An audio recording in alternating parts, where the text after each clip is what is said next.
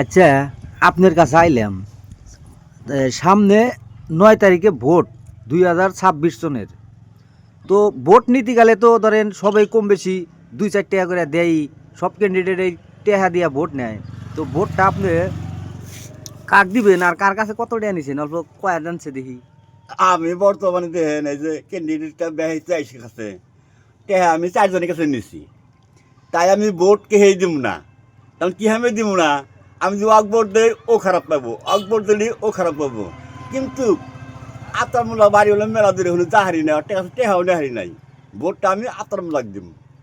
এটা আবার কি কথা কইলেন, মানে টেহা নিছেন বলে এর কাছে ভোট দিয়া দিবেন আফতাক মোল্লাক? কারণ আছে, তখন 4 জনের কাছে 4জনই খারাপ পাইবো, একজন দিলে 3জন খারাপ পাবো।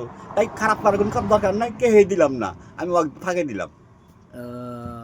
তাহলে এটাই আপনার সিদ্ধান্ত? হ্যাঁ, 1 নম্বর সিদ্ধান্ত আমার এইটাই, আঠাশ ভোট দিব জিন্দাবাদ।